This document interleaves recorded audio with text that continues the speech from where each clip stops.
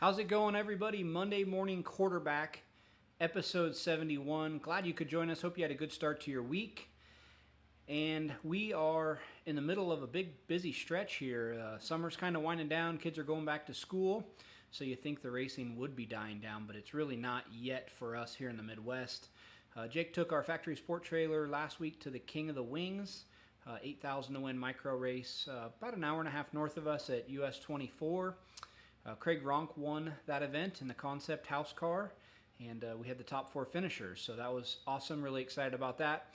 And the cool thing was it was four different chassis. We had a concept first, a D1 car second, a CS9 third, and a Stallard fourth, all on our shock. So really showing how versatile our shock program is for the micro sprint market, and we were proud to have a good showing there. This weekend we're heading to Wisconsin. So first time we've ever taken our factory support trailer up to Wisconsin. Picked a kind of a doubleheader weekend, IRA both nights.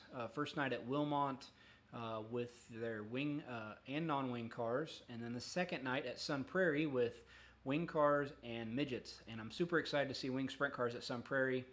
Man, I haven't been to the Prairie in maybe 12 years or so. Last time I was there, still pitted in the infield, just a Sunday night midget show. And that was, man, when I first moved here to Indiana, the Prairie was the place to go on Sunday nights. They'd raced midgets there weekly for 40, 50, 60 years. And if you were winning at the Prairie on a Sunday night, you were going to get a chance in a good USAC ride.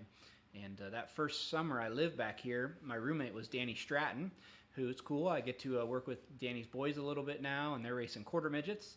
But Stratton lived with me for probably almost 3 years, and he was a perennial winner up there at Sun Prairie. Drove for Hans Lean, and he won 4 Crown and some other big midget races, Knoxville and stuff. But I used to go up there to the Prairie with him every now and again when I could get a chance. But those Sunday nights at the Prairie were tough because it's about 5.5 hours from Indy. So they'd run the Sunday program pretty good, but by the time you got home, it was 6 a.m. and to turn right around and go to work at 8 was a tough one. So, but looking forward to going back to Sun Prairie. And then next week is SmackDown week, which is a big week for us here. We all love Kokomo, and what an awesome racetrack that is. And to get 4 nights in a row at Kokomo is great. So we got Kokomo next week, and then we're off to Darlington for a national quarter midget race. So had a lot of kids participating at BAPS last week on the national dirt race. And I apologize, I've been scrambling trying to get stuff caught up today, and I don't have a complete list, but we won 4 or 5 races, several national championships. So we'll recognize all those kids on our social media channels this week. So I am going to shoot over here and see what we got as far as questions. Tonight, open forum, working on several things to have in the coming weeks. Including a little insight on our steering business, how that's going, what to look for there, what exactly we're doing with that. We plan to do that next week. I was trying to do that today, but we're actually really busy in the steering department, and I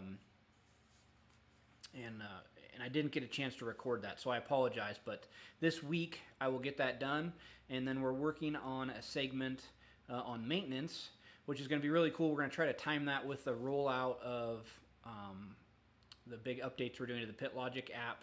Kevin gave me a sneak peek on that today, and it's going to blow your mind.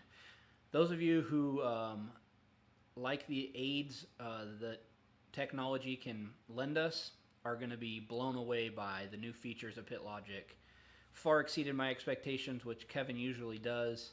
But the tire library feature, I know a lot of you are waiting for the maintenance feature, but the ability to sort, stagger, identify compound sizes, wheels, have a library, be able to sort every possible stagger combination in your trailer instantly is going to be a huge, huge help for everybody, myself included. So really looking forward to that. So Matt, we are coming to Wilmot on Saturday night. So I've never been there. It's not too many times I get to go to a racetrack I've never been to at 40 years old and doing this my whole life and spending years on the road with the Outlaws. I've been to what seems like every dirt track in America, but every now and again I get to go to a new one. So looking forward to going to Wilmot Saturday and Sun Prairie Sunday.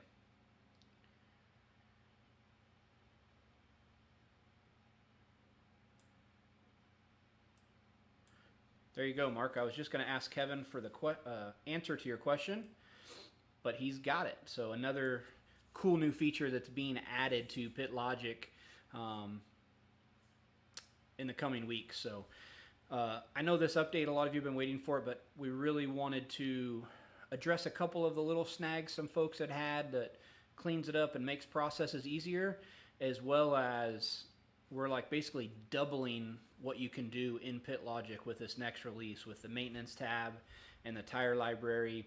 Another thing Kevin has done is you're going to be able to identify on the gear charts, whether it's sprockets on a micro or quarter midget or gear sets, which ones you own.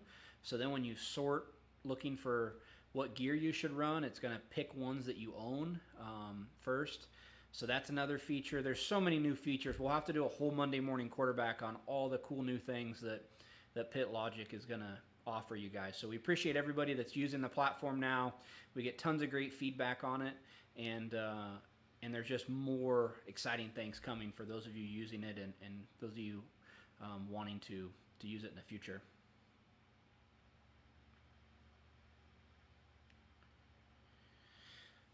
Kevin, great question. When I'm working with a young quarter midget driver, what do I ask them? And I always value a driver's input. Being a former driver myself, working with mechanics that are just like, shut up and drive it, that's really hard. And at all levels of racing I've worked with, I feel like you need to value the driver's opinion and take that into consideration as you're tuning the car. One of the things, and it doesn't matter if it's a quarter midget kid or a sprint car driver, that I see frequently, and that is if you ask a guy what the car's doing, oftentimes what they're going to tell you is the last thing they do in the car. So if the car's extremely tight in the center of the corner and that's causing a loose condition on exit, oftentimes the driver's going to tell you it's loose. They got so much going on in there. The real special ones can process the whole corner, but the bulk majority, even guys that win at a very high level, can sometimes give you misleading feedback. On the quarter midgets in particular, I really pay attention to tire temperatures because that rarely lies. So if I'm getting more buildup of heat in the right front, typically we've got a tight condition, it's pushing, and if I'm getting more in the right rear, typically it's loose. So I look at that a lot. And I like my drivers to wear light colored gloves so I can really watch their hands and really watch what they're doing from entry to exit. So if the driver on corner entry, when they should be feeding it some wheel, are holding their hands very straight or even a little bit to the right, something in their butt's telling them that this thing's on the edge of loose or it might spin out, and so they're not turning into the corner the way they should. And then when they get to the center of the corner, they have to put so much wheel into it, it can snap loose. So oftentimes, if you fix that entry, you'll fix the exit. So I always try to work on the entry first and really pay attention to what, not only what my driver is telling me, but what his hands are doing, and then look at your data you can get from tire temps, etc. But really watching a driver's hands on quarter entry is going to tell you a lot as a tuner. Alex, what's my opinion on the ideal amount of up travel? So typically we're worried about down travel, like on the left front and the right front, and there's plenty of up travel. With a wing car, we're not getting a lot of up travel except for maybe little bitty short tracks. Really the only corner we're typically concerned with up travel, because it can be marginal at times, is the right rear. And so what I often tell my customers to do is measure how much shaft is sticking out at ride height, how the car would go on the track, how much available travel do we have. And if we have 3 inches on the left front and it's a 6-inch shock, well, we have 3 down and then 3 available up because it's a 6-inch stroke. That's great. On the right rear, typically on a wing sprint car, we're going to see about 4.5 to 5 inches of shaft sticking out, which means we're going to have 4.5 to 4 inches of up travel available.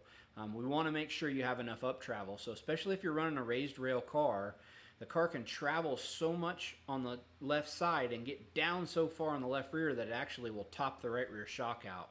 And we certainly don't want to do that.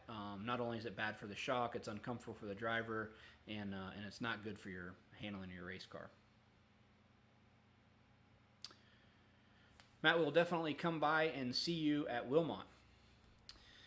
So left front and right front, typically 360 down travel. We're going to look for 3 to 3 1/4 on our shorter tracks on the left front, and 2 3/4 to 3 on the bigger tracks. And then the right front, we're kind of always wanting about 3 inches of down travel, which if you're running a 6-inch shock, that'll give you 3 inches of up. If you're running a 7, that'll give you 4 inches of up. So hopefully that gives you a good idea of what you were asking there.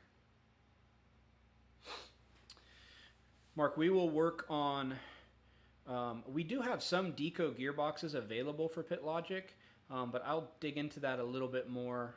QMA, I guess, is still running some Deco classes, so we'll get that. I also had a customer Friday ask me for a Kawasaki second gear ratio, so I will get on that. That's something that Kevin has empowered me with the technology to do, and then he just makes sure I didn't foul it up. So I'll get on that as my week slows down here.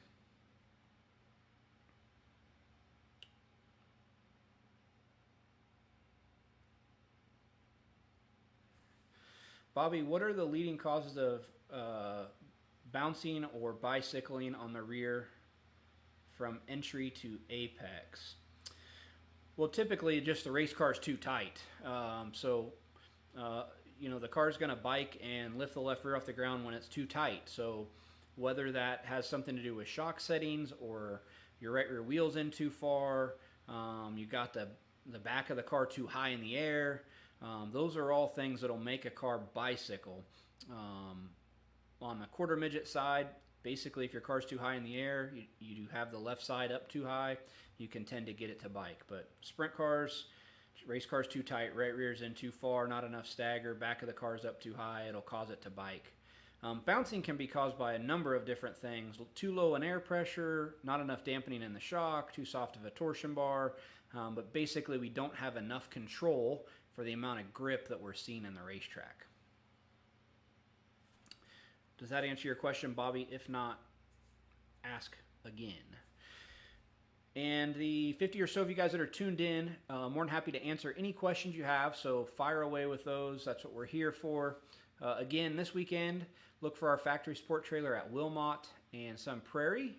Looking forward to going up to Wisconsin. Haven't been up there since we started CSI, actually, and we got a lot of customers up there. We got some dealers up there we're going to visit, and so that'll be a fun trip for us.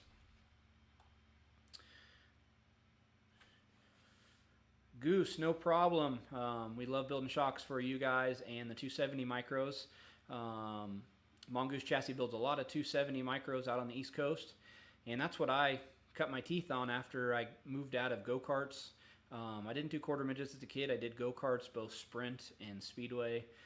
But the first car I had was actually a Steve Watt built 250 is what we called them then, and raced at Delta and Plaza and Prairie City and all the micro tracks out there in California. So really cool race cars, and cool to see that they're still around. The motors got really expensive, and it was probably too much car, not enough motor, and we were hurting motors really frequently, and that's kind of what killed the class. But I feel like I learned a lot racing 250s or 270s because they were so underpowered. You had to do a good job of keeping your corner speed up and keeping your momentum up and being really smooth. So when I moved to 600s, I feel like I learned a lot of things that helped me in the 250s. So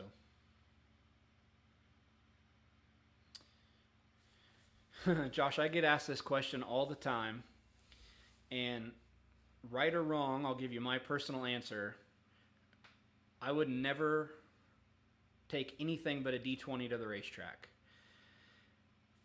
I saw that Stenzel was listening. He can maybe give his opinion because he does a ton of tires, quarter midgets. But for me personally, whether it was with a Sherman car or a Stanley car, light, heavy, juniors, I always felt like I had a more consistent car from start to finish with a D20. Even heavy World Formula or heavy A, that D20 would be feathered and just look like heck, but the car was the same from the time it came in till the end of the run. And I would take a wood file and smooth it back out and sand it and run those D20s. Every time I run a RD40, an A35, the car doesn't want to fire on starts, and then it seems like that left rear starts sticking harder than the right rear, and the car wants to push. I've just never had good luck with it. Maybe there's certain types of chassis that do.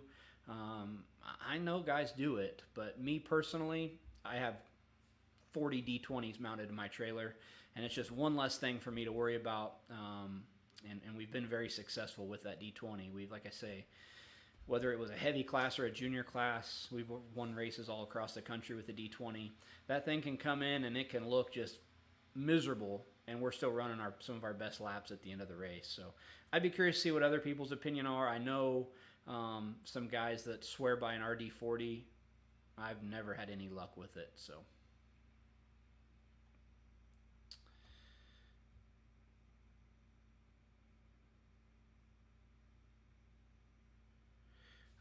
Harley, what's a straight 5 Pro Shock dyno number-wise? He's got some AFCOs from us. What do the numbers mean compared to Pro numbers? Glad you enjoyed the video. If you go to our website, which here I can probably have the technology to do that. I'll show you.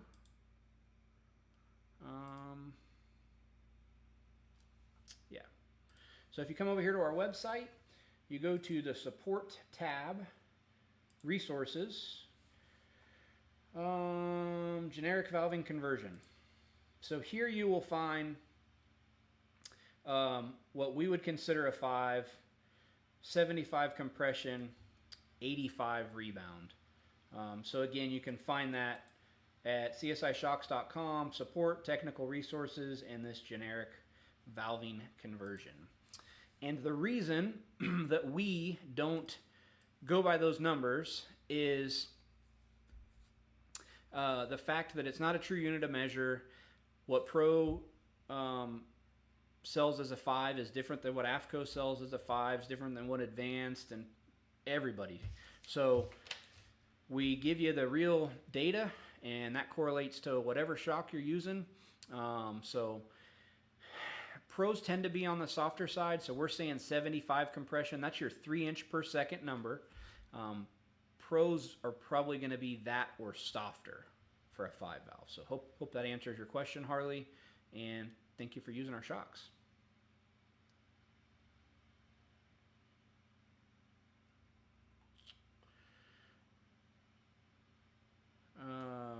Cool. Anybody else that's tuned in have any questions? We thank you guys all for watching. Please like and share the video so more folks can see it. Facebook is stingy about how many folks they allow to see live videos and such. So if you can like and share, that'd be awesome. You can also subscribe, so whenever we go live, you get notified if you happen to forget on a Monday. And then I always save these so they're on our Facebook page. And every few weeks or so, I'll upload the previous 2 or 3 weeks to our YouTube page. I think through episode 68 is on there. So this week I probably need to get the next 3 up. So on our YouTube page, you can subscribe to that, and all of them are categorized there. If you have a friend who's not a social media guy, he can go to YouTube and watch the videos. Or if you've missed some, there's a Monday Morning Quarterback tab on our YouTube page, and you can see them all there. So. Cool. So here Nick's going to chime in. 95% of the time he's D20s.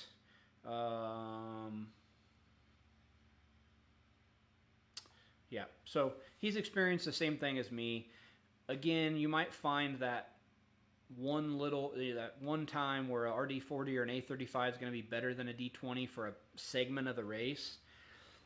A theory that I've had, and it's worked very well for me throughout my career, whether I'm working on a quarter midget or a sprint car or an Indy car or anything, is do the small things right. Make sure your car is square, bearings are maintained, chains free, sprint car drive lines free, steering gear serviced, rear end serviced. Everything is proper, how it should.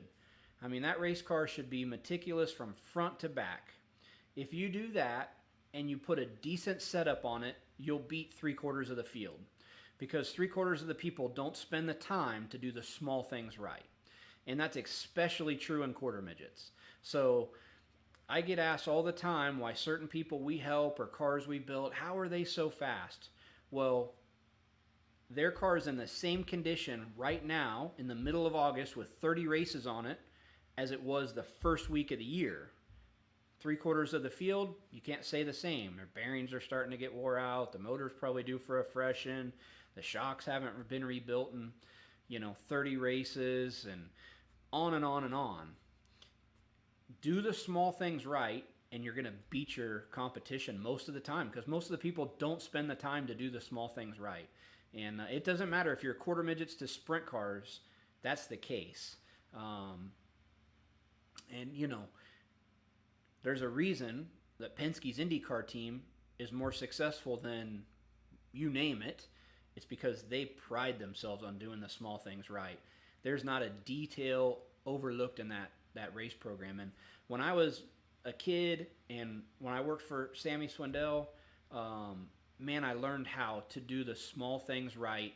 And I was really, really blessed early in my life. I worked for Sammy, worked at Bob East's place, worked for Rusty Wallace, worked at Andretti's IndyCar team. I worked for all these people that took a lot of pride in having nice equipment, doing things right.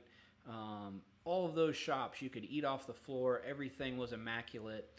And that's why those guys were successful, is because they did the small things right. So there is your freak instances every now and again. I remember, I was probably 20, 21 and working for Sammy, and we were always the last ones to the car wash, because at that point there was no t-shirt trailers, so he always had one of the longest t-shirt lines, him and Steve. So we'd be the last guys to the car wash. We'd be pulling in as everybody else was leaving. Our car wash always took longer than everybody because the car had to be spit shine. Sure made it nice to work on the next day because everything was immaculate. But Sammy's rule was up at 8. And so if we got done at the car wash at 3 or 4 in the morning, that trailer door had to be down at 8 a.m. So we'd be out at 8, working, everything perfect, cleaning the trailer. I mean, you've seen his operation. Everything was just spotless. And Carl's group would roll out Mark's car at about 11 o'clock, hadn't been to the car wash, knock the mud off it, run the valves, do a little bit of maintenance, put it in the trailer before we were done, and they'd go kick our ass. But that was a real rare situation. For the most part, the guys who did their stuff right is who succeeds, Very rarely do you see somebody put minimal effort into a program. And that was just on a maintenance routine. I'm sure during the off season, Carl's cars were the lightest, and he built a bunch of horsepower, and he did his homework in the winter, and his stuff ripped. But,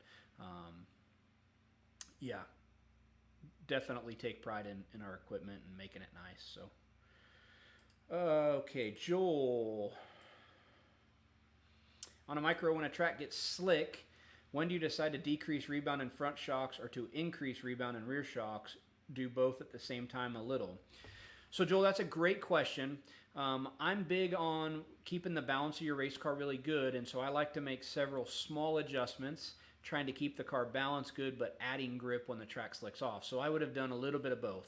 In most cases, a little bit of rebound out of the front, add some rebound to the back, a couple small adjustments with the car. Seemed to be better than taking a big swing at one end. Rather than opening the front shocks all the way, a little bit on all 4 shocks usually is the better situation.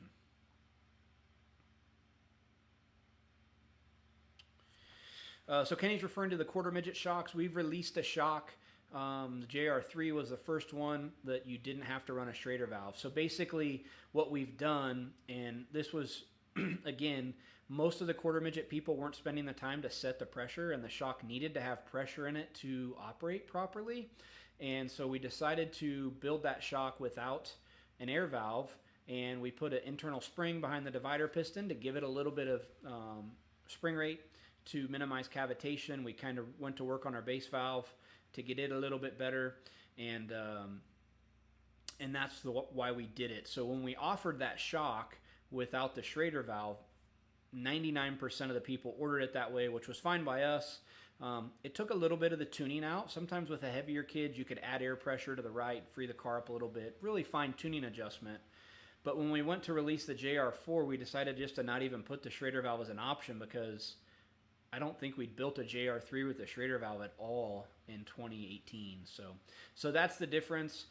We basically put a little spring in there to simulate air pressure, and then you don't have to fool with it weekly as part of your maintenance. Harley, struggling in the slick, getting grip off the corner at Paragon. Should I untie the front shocks or soften rear bars, or both? Again, Harley, probably a little bit of both. So Paragon being a paperclip, drag race type track, you definitely need to get rebound out of the front shocks to help with forward drive. But maybe going a little softer on rear bars is going to help with side bite and help you with grip from entry to the center, and the rebound will help you from center to the exit. Dave, thanks for tuning in. Appreciate the kind words. Dan Kerr, really hard on the left rear, center off, getting right rear out of the track. Short track wing 360. What pucks and gap should we be using on a short track?